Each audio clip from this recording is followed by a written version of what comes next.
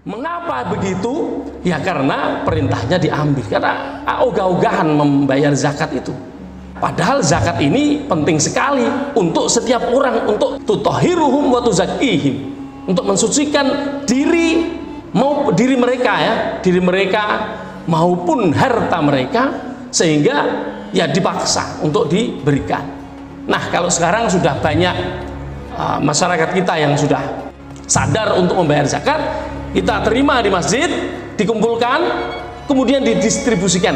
Nanti diteliti, ada yang belum ke masjid apa belum. Kalau belum, ditanya sudah bayar belum. Kalau dia belum dan lupa, tugas seorang amil adalah untuk memastikan warganya membayar. Apabila memang belum, mudah-mudahan itu adalah sebuah pengingat. Apabila tidak mau, kita nggak bisa maksa.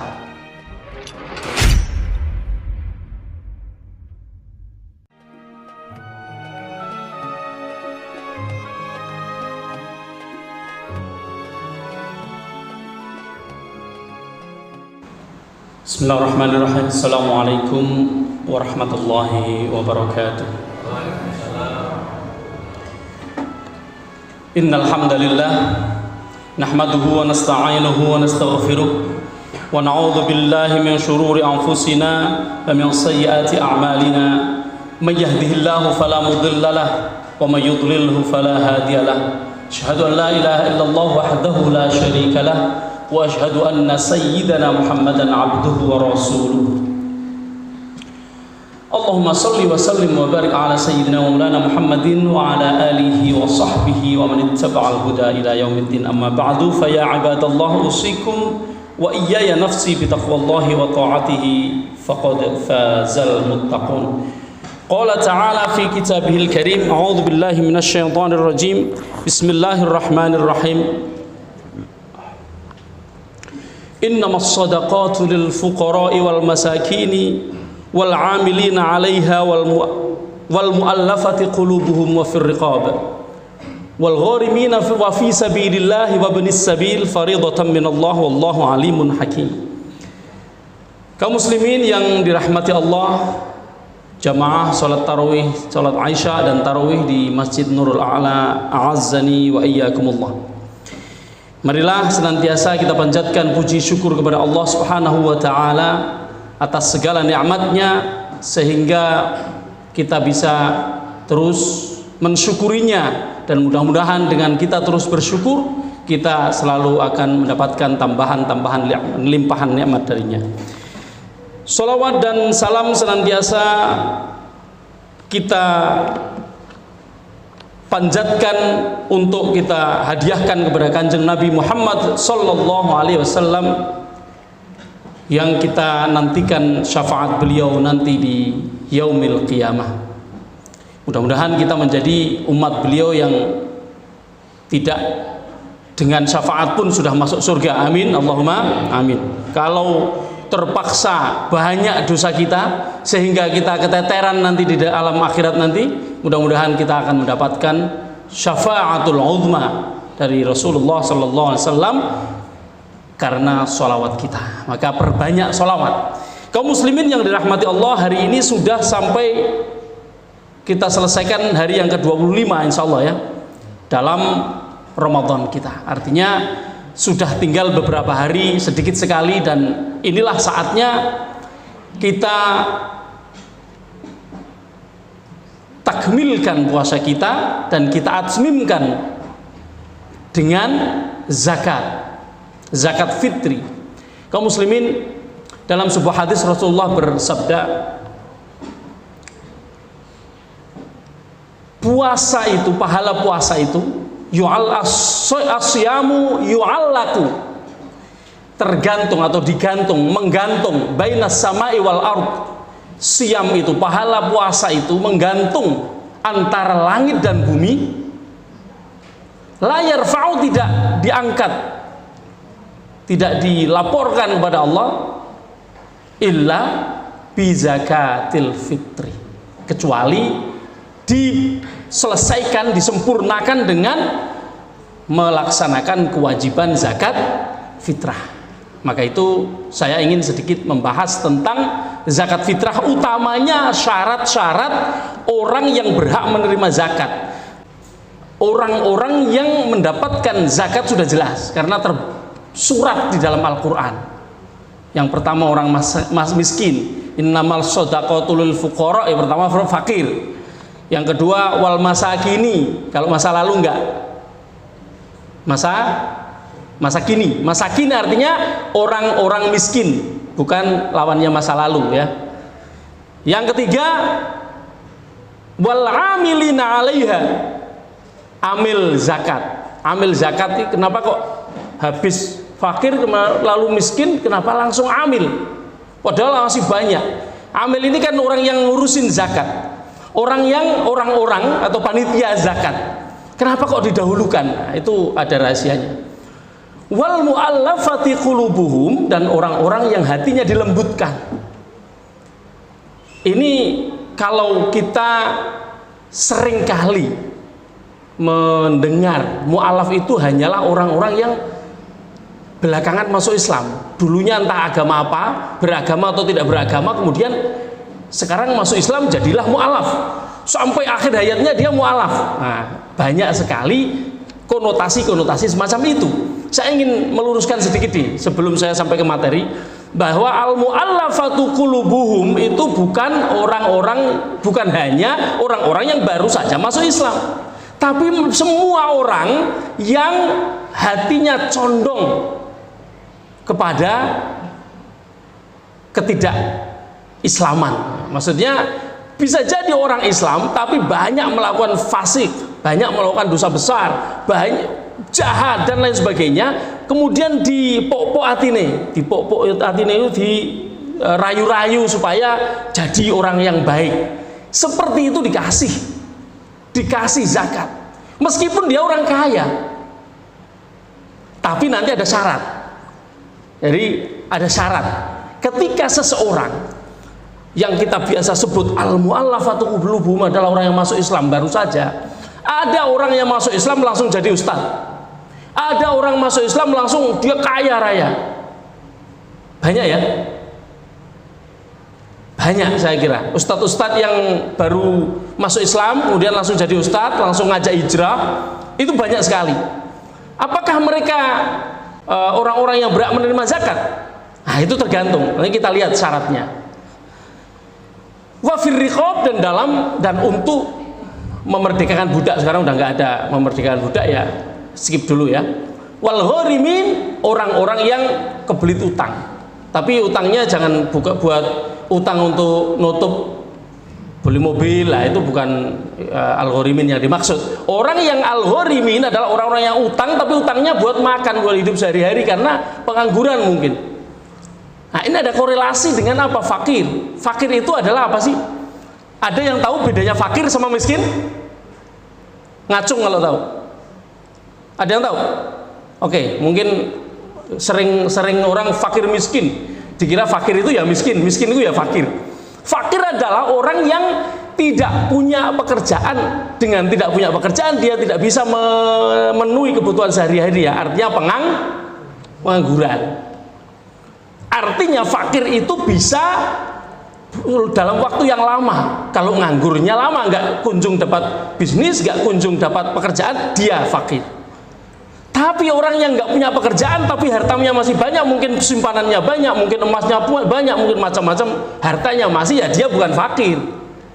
Karena pengangguran bisa saja karena habis di PHK, tapi dia punya simpanan yang banyak, harta yang banyak, ya dia bukan fakir. Orang fakir adalah orang yang tidak punya pekerjaan dan tidak mempunyai harta, tidak punya pemasukan sehingga tidak bisa memenuhi kebutuhannya sehari-hari. Yang miskin adalah orang itu punya pekerjaan tapi hasilnya tidak bisa memenuhi kebutuhannya sehari-hari, sehingga orang yang begini biasanya kebelit utang, ya kan?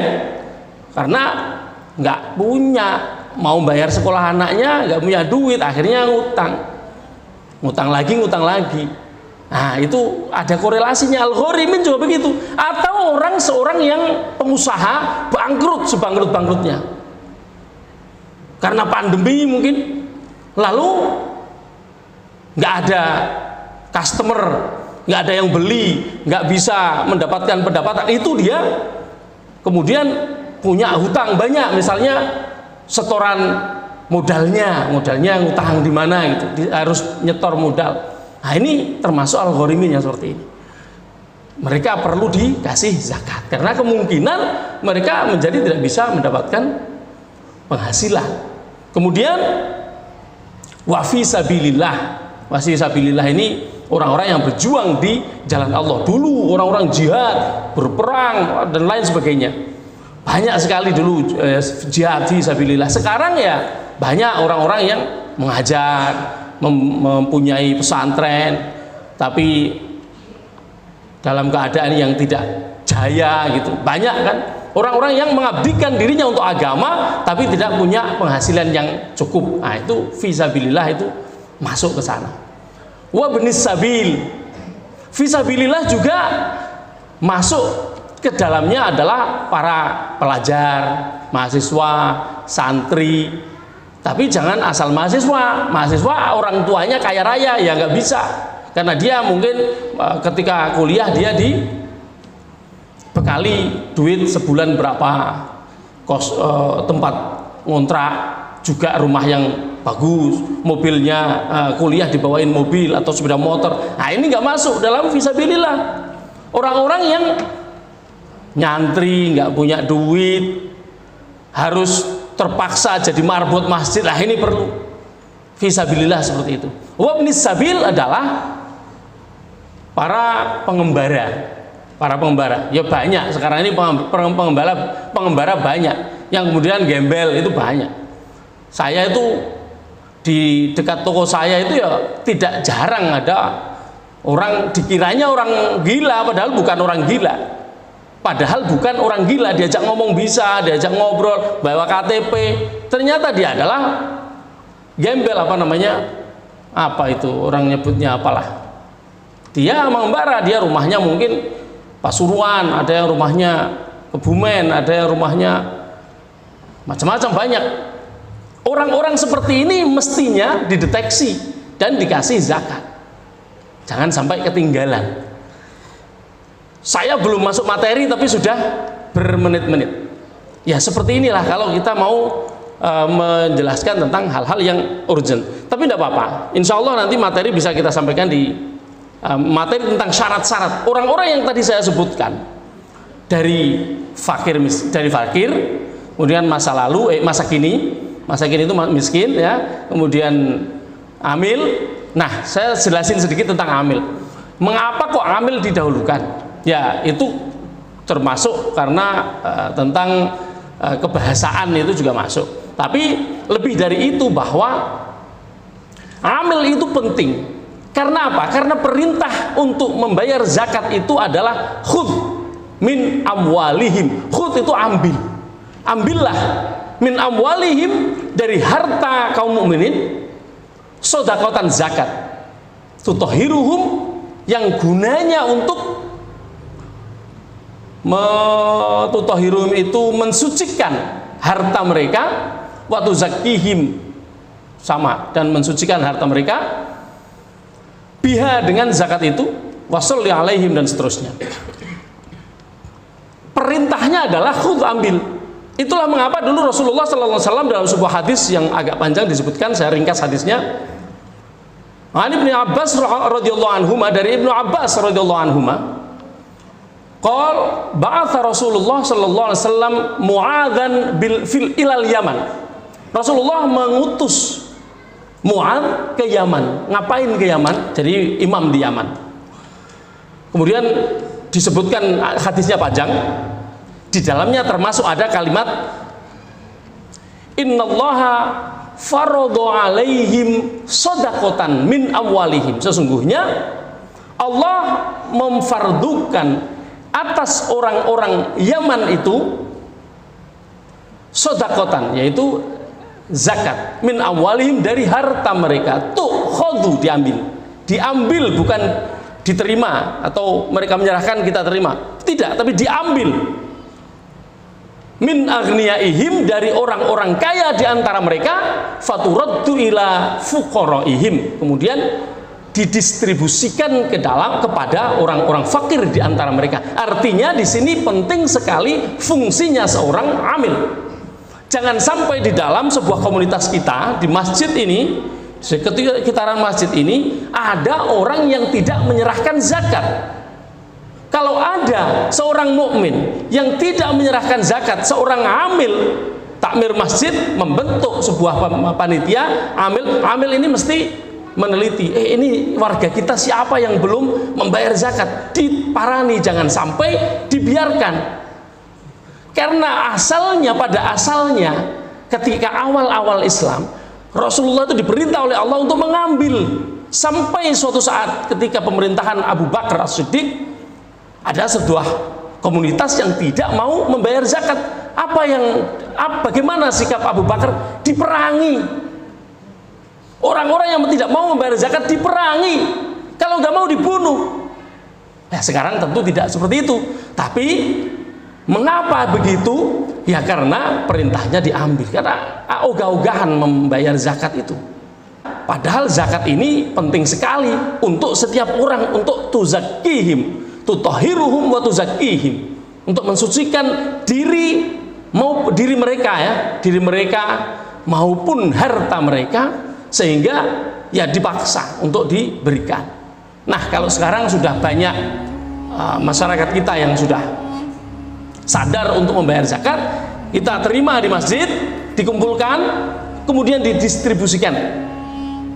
Nanti diteliti, ada yang sudah ke masjid apa, ada yang belum ke masjid apa belum. Kalau belum ditanya sudah bayar belum.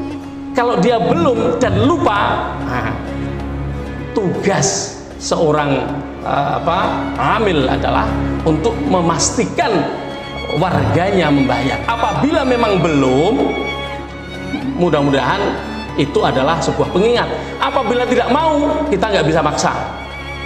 Tapi yang penting asal perintahnya dilaksanakan, yaitu diparani, dijemput bola. Mudah-mudahan seperti itu bisa dilaksanakan di tempat kita. Dan amil ini nanti ada juga keterangan-keterangan bagaimana di dalam syarat-syarat yang ini saya sampaikan mungkin besok pagi. Tentang amil ini juga ada syarat-syaratnya, tidak asal orang yang mau. Nah, itu nanti kita akan bahas besok pagi insya Allah. Ini sudah cukup panjang, mudah-mudahan ada manfaatnya. Wallahul hadi ila shiratal mustaqim. Assalamualaikum warahmatullahi wabarakatuh.